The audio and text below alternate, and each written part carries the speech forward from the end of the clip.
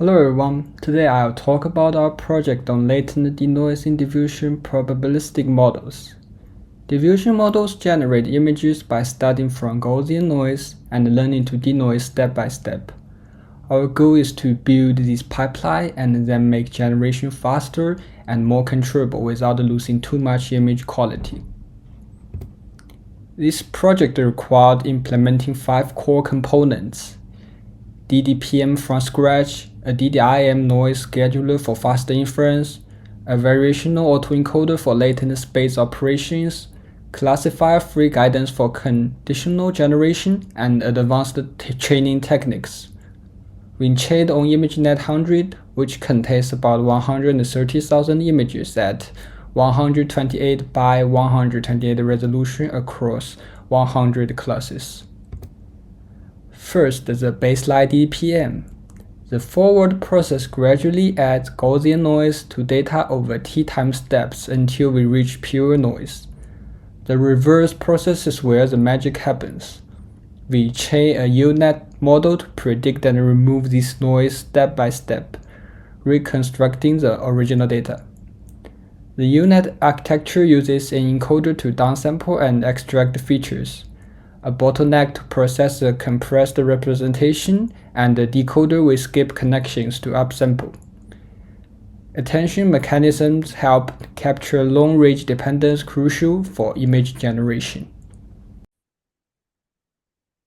The drawback is that DDPM sampling is slow, since we usually need over 1,000 tiny denoising steps.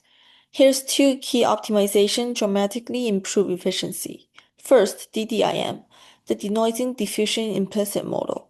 While DDPM requires over 1,000 inference steps, DDIM uses a non-Markovian deterministic process to achieve the same quality in much fewer steps. Second, latent diffusion addresses the slowness of pixel space operations. By using a VAE to map images to a compressed latent space, we can run the diffusion process much faster.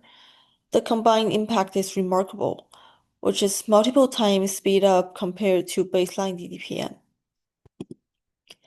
Classifier-free guidance enables controlled image generation using class labels.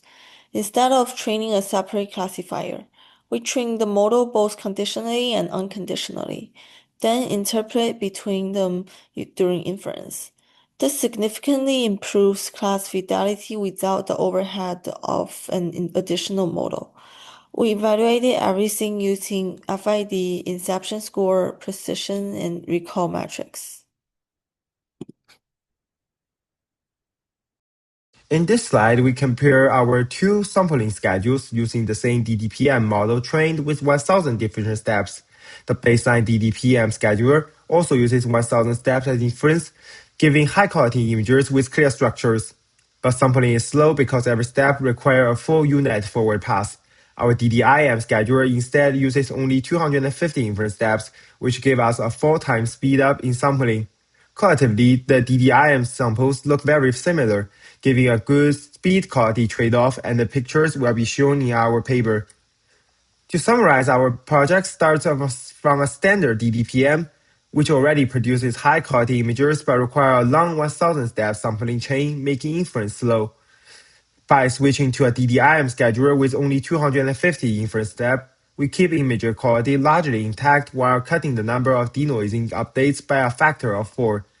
We then move the model into VAE latent space, which reduces spatial resolution the U-Net needs to process and give another gain in efficiency. Finally, classifier-free guidance let us steer the model towards specific classes, improving recognizability and user control over the generated samples. Combining DDPM, DDIM, latent diffusion, and CFG yields a practical, efficient, and controllable image generation pipeline.